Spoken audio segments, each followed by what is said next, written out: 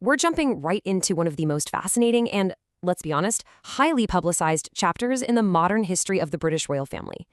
Recently, the whole world was watching as Prince Harry and his dad, King Charles, finally had this highly anticipated reunion in the UK.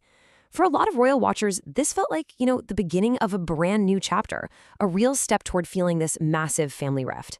We're going to break down the reporting, look at the cold, hard facts, and figure out what this actually means going forward, so let's just dive right in. Right out of the gate, though, we have to talk about the elephant in the room, or rather, who wasn't in the room.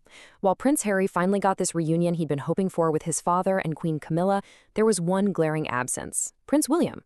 And that brings us to the core mystery of our explainer today. If King Charles can reconnect with his youngest son, why hasn't Prince William done the same? Why are these two brothers on completely different trajectories when it comes to their relationship with Harry? To figure that out, we really need to look at the details of this recent gathering and the, frankly, complex dynamics at play. Section 1. A private royal reunion inside the Highgrove gathering. So, after years of tension, this meeting finally happens, but it was kept strictly behind closed doors. No official photos, no big balcony waves, no camera crews, nothing. But what makes this so fascinating is exactly who was in that room. You had King Charles, Queen Camilla, Prince Harry, Meghan Markle, Prince Archie, and Princess Lilibet. Now notice Meghan is on that list. That is a huge detail. Despite all the intense media histories surrounding the Sussexes, her being there, along with the kids, turned this from a quick father-son check-in into a much wider, meaningful family moment. And that brings us to the number 4. It had been over 4 years since King Charles had reportedly seen his grandkids Archie and Lilibet in person. Just think about the emotional weight of that for a second. Half a decade. For Harry, getting his kids together with their grandfather after all that time was a massive milestone. And for Charles, it was this incredibly important chance to reconnect, not just with his son, but with the youngest generation of his family. Which brilliantly illustrates a pretty universal truth about families, right? Kids can act as this amazing emotional bridge. Whatever's going on between the adults, throwing kids into the mix just creates a totally different dynamic. It bypasses all those adult disagreements. In that room, Charles isn't the king. He's just Archie and Lilibet's grandpa. And if Harry keeps visiting the UK, these kids could be the catalyst for a much softer, gradual family reconnection. Section 2. Where is Prince William? The brotherly divide. Now, William's absence was instantly the biggest talking point of this whole event. People started asking, are they planning a private meeting? Will they finally cross paths? Well, according to the recent reporting, the answer is a hard no. To give you an idea of how deep this divide actually goes, sources talking to People magazine describe the brothers' relationship as extremely broken. One source even claimed there has been absolutely zero contact, especially from William's side. So we're looking at a relationship that hasn't just hit the pause button, it's completely fractured. And that is a huge contrast to the olive branches we're seeing from King Charles.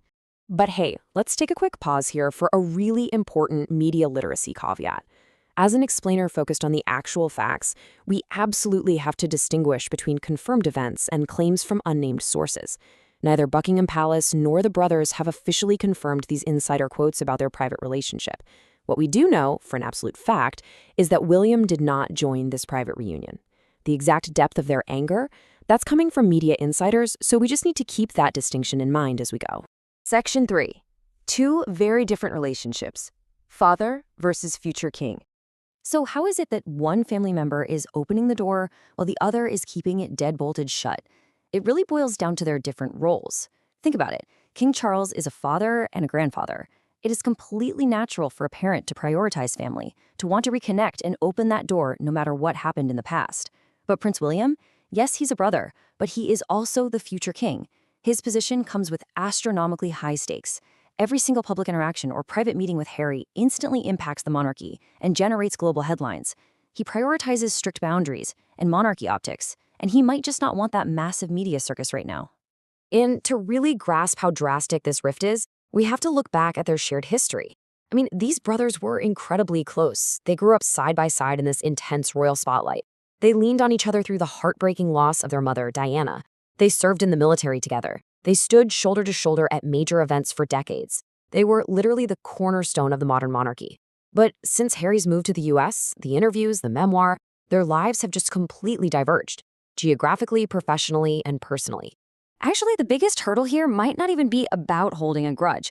It's really about trust versus forgiveness.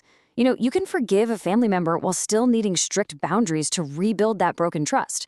For William, a quick fix might literally be impossible because he feels he has to protect his family and the institution.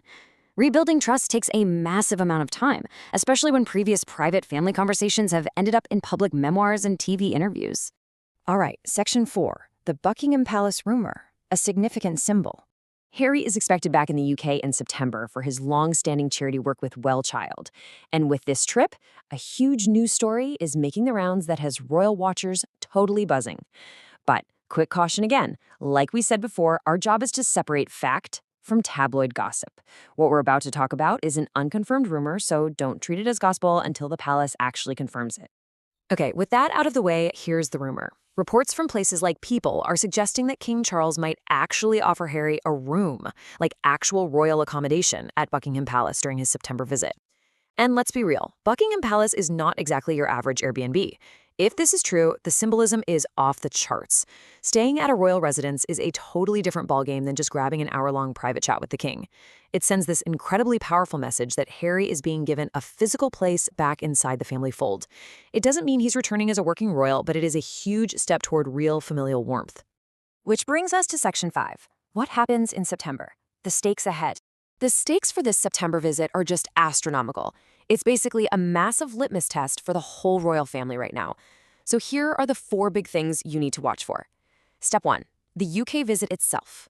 How is Harry received by the public and press while doing his charity work? Step 2. The palace accommodation. Do they actually give him a room and confirm those rumors? Step 3. Meeting Charles. Do we get solid confirmation of another father-son sit-down?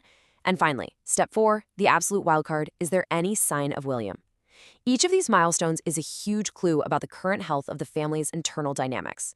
Because if Step 4 happens, even in the most minor way, the impact would be staggering. A handshake, a quick conversation, just a simple smile. Literally, a few seconds of public interaction between these brothers would instantly become the biggest royal image of the year. It would absolutely dominate global headlines. But on the flip side, if William stays away, if they're in the exact same country and don't cross paths at all, well, that sends an equally powerful, undeniable message about just how deep this rift really goes. So, King Charles and Prince Harry are clearly navigating this new, slightly more open phase of their relationship. But the divide between William and Harry? That is still the ultimate unresolved mystery of the modern monarchy. Is it going to take months, years, or are they just permanently done? I want to turn this over to you. Based on the facts, the different roles of the father versus the future king, and the whole timeline we've walked through today, do you think Prince William and Prince Harry will eventually reconcile? Thanks for joining me for this explainer. Keep questioning, keep learning, and I'll catch you next time.